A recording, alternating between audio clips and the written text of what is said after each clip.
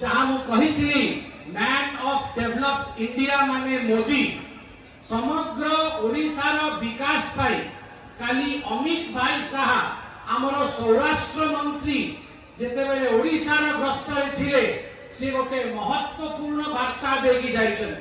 से वार्ता होची जेउठी विगत 10 वर्ष जेतेबेले यूपीए रो शासन थिला मात्र 3000 कोटी ओडिशार विकास पाई खर्च हेइथिला।